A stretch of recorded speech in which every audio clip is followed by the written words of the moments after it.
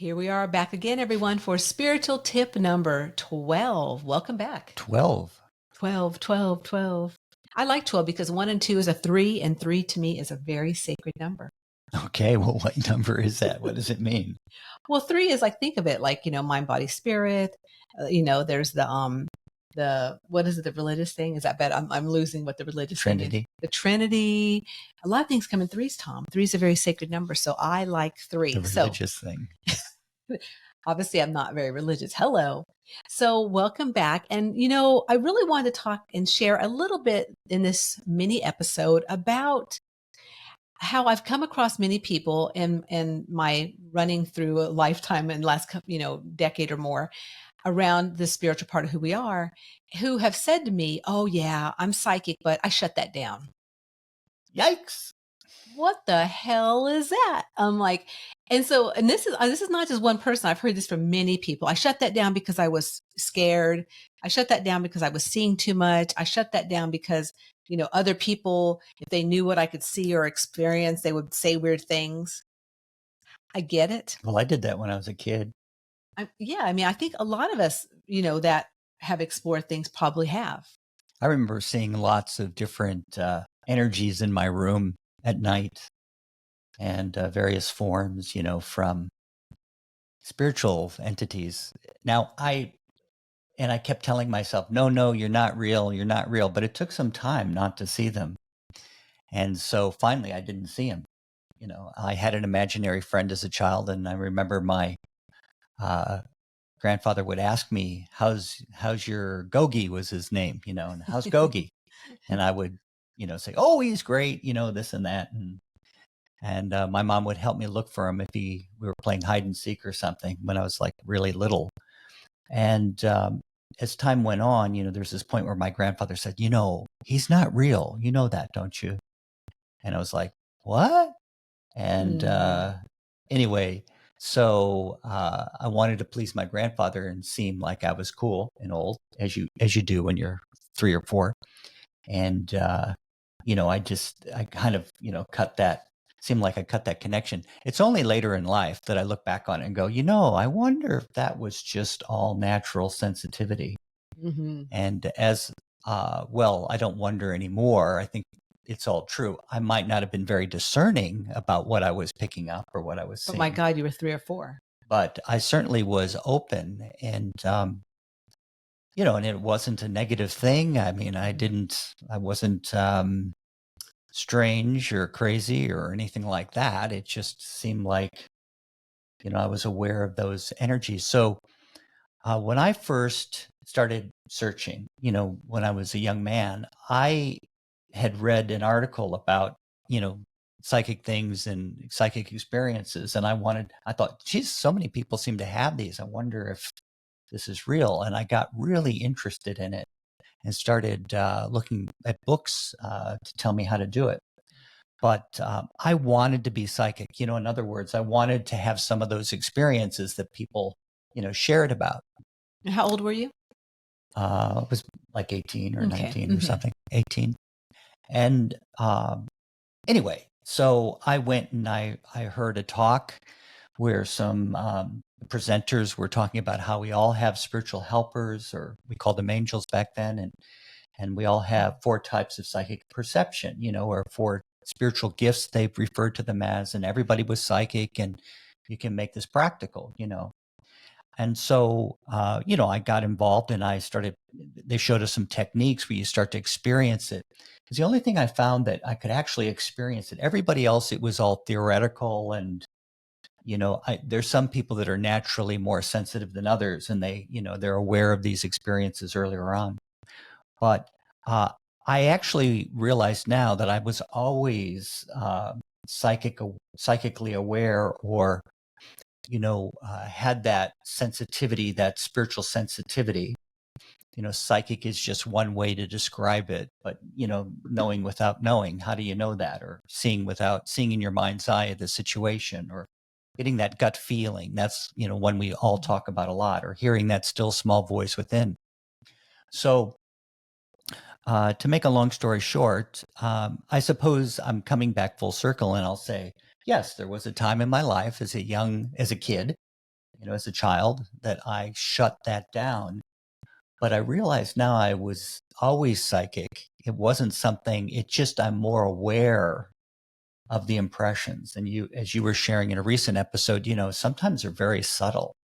I mean, it's just, we're so sensitive, we don't realize how sensitive we are. And what I mean by that is that if I get around someone and they want things a certain way, it's funny how I'm not consciously aware of it, but I end up giving them what they want from that, because I pick up on it. Yeah. And so my thought around this and around people saying, I shut that down is that, well, so like Tom saying, he was always psychic. And that's exactly what I feel when I hear that from someone that, well, you can say you're shutting it down but it's always there. And that's Mm. why for myself and being a very sensitive person my whole life. And I remember when I too was real little, I remember being very scared. I was with the covers over my head for years. And I think a lot of that too was fear from I was picking up in my family, fear around because we in one of my houses when I was younger, we had ghosts. And so there was always this rigmarole around ghosts, and literally these apparitions in our house were doing things. One morning we woke up and we had an old Victrola with all these records, and there was water within each record.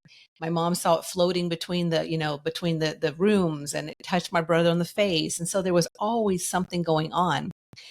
But and so I was scared at that point, and I even saw little things in my room, probably like, you did, like energy or whatever. But Mm-hmm. so then going years back and then recognizing that, yeah, I wouldn't say I shut it down, but I was unaware. So my passion these days really is inspiring people to take the step into understanding more about that side of you, whether or not you're religious or you're not, or you're atheist or whatever. It doesn't matter what your belief systems are. You have this part within you.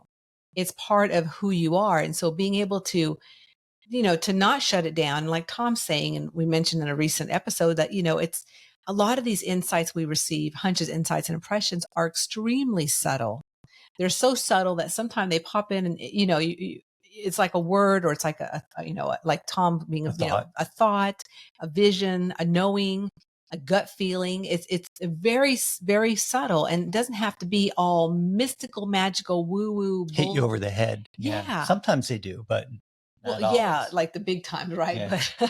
But but the everyday occurrences we have, and we have lots of them every single day, being open and exploring what that looks like for you, because it's individual. And making it practical, so I don't Mhm. become a victim to all this sensitivity, but I go, wait a minute, how do I organize that? What am I picking up on? For a business person, it might just be that flash of intuition, inspiration, or flash, that's your intuition. I mean, but your inspiration out of nowhere, and you go, oh, that'll work. Let me try that.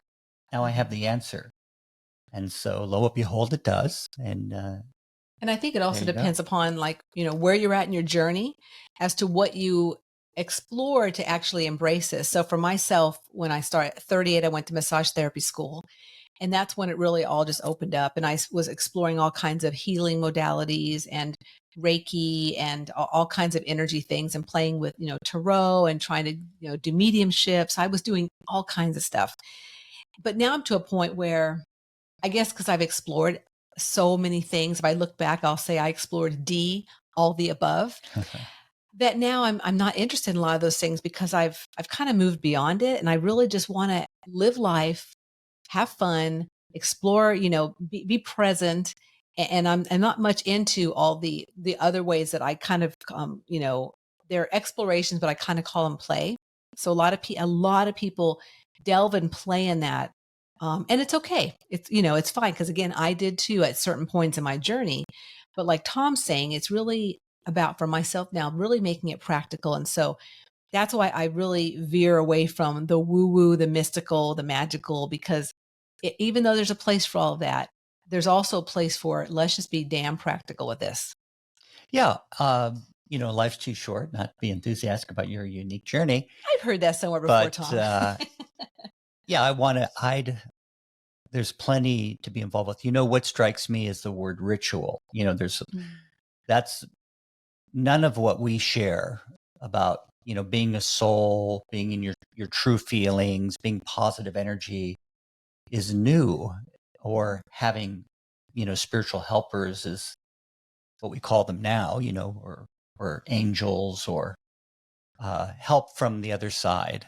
None of that is new or a greater awareness, a greater power. It's just that there's been rituals associated with it. And so, you don't have to wear a fancy, weird hat to, turn on your psychic sensitivity, or robes. And my theory is that people, they see someone they admire or respect, or they see a quality in that person that's kind of a spiritual quality that they look up to, or would like to have more of that, say patience, or being a loving person, or being someone that guides folks rather than tells them what to do, helps people unfold what they have inside. And if they happen to wear robes back in, medieval times, that's how everybody dressed. Well, they get caught a little bit in the tradition in thinking that's what you have to wear to be closer to God, is to wear this monk's robe or that sort of thing. So there's nothing wrong with that. In fact, I've noticed it with mentors that I've had, that dress a certain way, and the folks that have followed that mentor, they, in fact, with the founder of the Wayshowers College, the original founder was from Puerto Rico, so he wore a lot of those. What do you call those Spanish shirts? I don't know. Puerto Rican shirts. Yeah, there's a name. Hispanic There's a shirts. special name for them. Yeah. And because that's where he was from. So he, his casual shirts were smart casual shirts. Were those a lot of the time were those sorts of shirts. So some of us who really admire his qualities and wanted to be that positive and sensitive and clear and direct as he was, we like to wear those shirts once in a while to remind us of him. So you can see how things get, rituals get created, and they're there just to help people get back into their feelings or remind them of a spiritual bigger picture.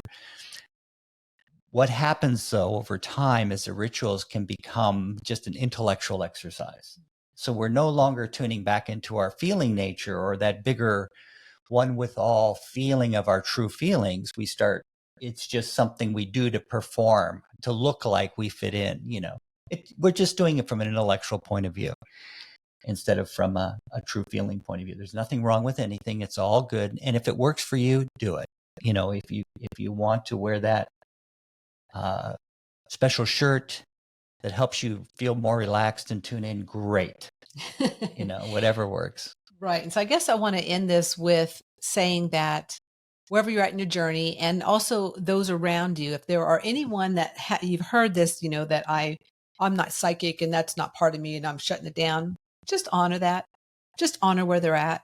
And, and they too will find their own way either into that realm or understanding of who they are, that spiritual part of their energy and their soul essence in a physical body, or not. And because you know what, it's okay either way, right, Tom? Yeah, it's okay. Nobody really can shut it down because you're still going to get impressions. But what I hear them really saying is I want to feel secure. I want to feel happy and free. I want to trust my impressions so that I'm not scared all the time. Right. So now that's a good reason to start tuning into who you really are, that bigger picture. And really, like I keep saying, the universe is a benevolent place. We have a lot of spiritual brothers and sisters that want to help us master the areas that we've come to master. There's a lot of love and backing out there for all of us. All we have to do is tune into it. Let's tune in. Let's tune in. Just kidding. Thanks for Beanie, listening. Beanie, chili beanie. There you go. Thanks everyone for being you, for listening to another episode of Enthusiastically Spiritual. If you enjoyed this episode, please feel free to share it with a friend, a family member, a colleague. And also we would love to hear from you. If you have a ability to comment, if you're watching this on our YouTube channel, or on Apple Podcasts, you can definitely leave us a message as to how much you enjoyed this episode. And we'll definitely be back again soon, right, Tom? Yes, because remember That life is too short to not be enthusiastic about your unique journey. Oh, I like that. To keep the enthusiasm going, please like, subscribe, or comment below. We would love to hear from you.